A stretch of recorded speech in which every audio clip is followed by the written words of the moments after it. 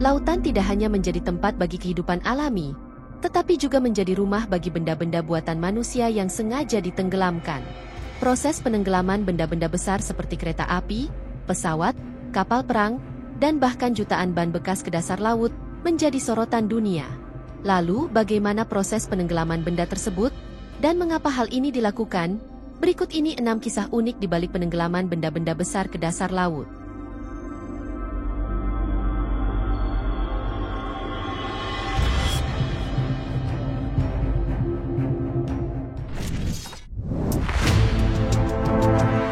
Pertama, ada proses penenggelaman gerbong kereta api yang dilakukan oleh Amerika Serikat. Ribuan gerbong kereta ini sengaja ditenggelamkan ke dasar laut dengan dimuat oleh kapal tongkang. Lalu untuk apa semua itu dilakukan?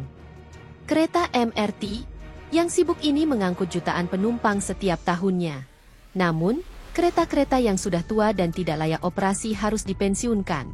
Namun, Metropolitan Transportation Authority atau MTA memiliki gagasan unik untuk menangani kereta-kereta tua tersebut, yaitu dengan menenggelamkannya ke laut. Sejak tahun 2001 hingga 2010, MTA telah menenggelamkan 2.580 gerbong ke dasar Samudera Atlantik. Sebelum ditenggelamkan, kereta-kereta ini melalui proses persiapan yang ketat. Beberapa komponen seperti kaca, kursi, papan tanda, roda dan minyak dihilangkan untuk mencegah polusi di laut. Kereta yang sudah dibersihkan kemudian diangkut menggunakan tongkang ke lokasi penenggelaman. Biasanya dalam kelompok berisi 30 gerbong sekaligus.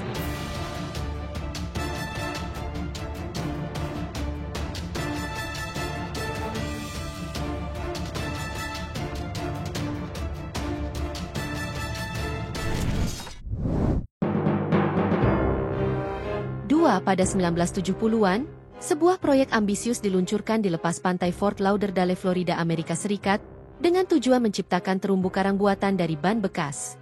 Proyek ini diprakarsai oleh nelayan setempat dan didukung oleh pemerintah serta beberapa perusahaan besar. Hingga akhirnya, lebih dari 2 juta ban bekas diikat dan ditenggelamkan di dasar laut untuk dijadikan habitat baru bagi kehidupan laut. Namun, proyek ini berubah menjadi bencana.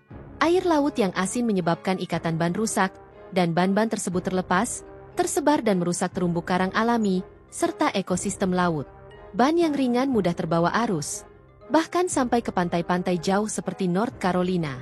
Proyek yang awalnya bertujuan baik ini pun, justru menciptakan pencemaran lingkungan yang besar, hingga akhirnya, upaya pembersihan dimulai pada 2001.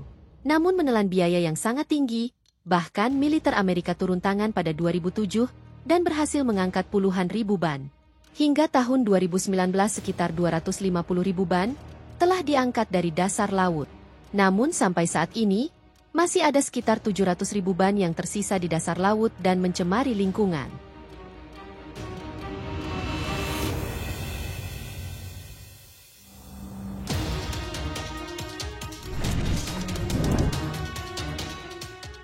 Tiga, penenggelaman berbagai peralatan militer ke dasar laut yang dilakukan oleh Yordania.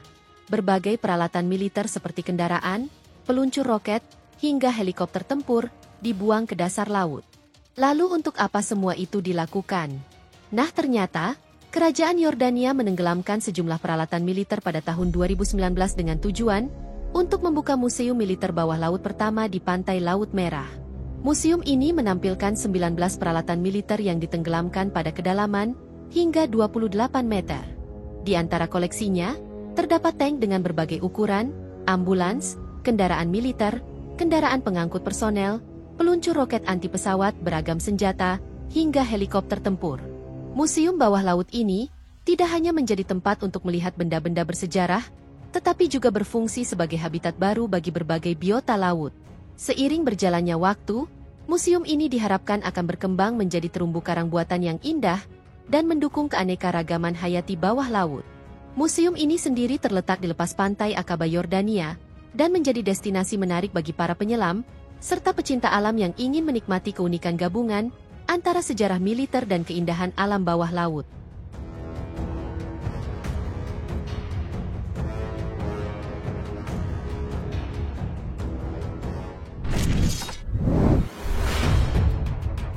Berikutnya, ada sebuah pesawat Airbus A330 dengan nomor registrasi TCB yang dipensiunkan, dan kini berubah menjadi terumbu buatan di dasar laut. Dengan panjang sekitar 54 meter dan lebar sayap 44 meter, pesawat ini ditenggelamkan di kedalaman 23 meter di perairan Kuadus Turki pada tahun 2016. Setelah hampir 23 tahun beroperasi, pesawat ini dinonaktifkan karena usianya yang sudah tua dan minimnya minat pembeli. Namun, alih-alih dibuang, badan pesawat ini dimanfaatkan dalam proyek kolaborasi dengan pemerintah Turki untuk dijadikan terumbu buatan. Sebelum ditenggelamkan, pesawat raksasa ini dibongkar menjadi beberapa bagian dan diangkut menggunakan truk ke kota resort tepi laut Kuadus.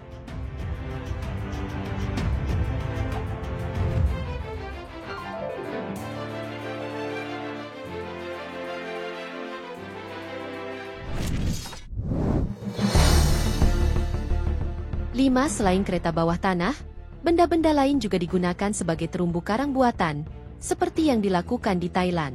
Pada awal Agustus 2010, pemerintah Thailand menenggelamkan 25 tank tempur di lepas pantai Provinsi Pattani dan Narathiwat, Thailand Selatan. Tak hanya itu saja, sebanyak 273 gerbong kereta api dan 198 truk sampah juga dibuang ke Laut Cina Selatan untuk dijadikan terumbu buatan. Terumbu buatan ini diharapkan dapat menciptakan terumbu karang baru, memperbaiki ekosistem laut, serta meningkatkan populasi ikan lokal di wilayah tersebut.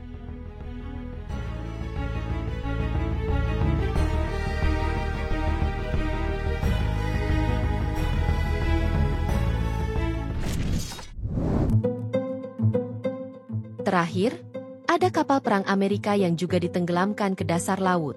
Kapal ini adalah kapal induk USS Oriskany dan kapal angkut USNS General Holt Vandenberg yang dulunya merupakan bagian penting dari Angkatan Laut Amerika Serikat. USS Oriskany sendiri adalah kapal induk yang dibangun setelah Perang Dunia Kedua dengan panjang sekitar 270,6 meter dan lebar 39,3 meter. Oriskany sudah berlayar selama 25 tahun dan memiliki kecepatan jelajah hingga 33 knot. Namun pada tahun 1976, kapal induk ini dinonaktifkan dan disimpan selama bertahun-tahun. Hingga akhirnya, pada 17 Mei 2006, kapal ditenggelamkan sebagai terumbu buatan di lepas pantai Pensacola, Florida, dan dikenal sebagai Great Carrier Reef. Proses penenggelaman kapal ini terbilang sangat kompleks dan membutuhkan persiapan matang. Kapal ini dibersihkan dari bahan-bahan berbahaya sebelum ditenggelamkan menggunakan bahan peledak. Tak hanya USS Oriskany, terumbu buatan juga tumbuh di dalam USNS General Holt Vandenberg. Kapal ini adalah kapal perang yang sudah digunakan oleh Angkatan Laut Amerika Serikat selama bertahun-tahun. Namun, setelah dinonaktifkan pada tahun 1983, kapal ini diputuskan untuk ditenggelamkan sebagai terumbu buatan pada 2009.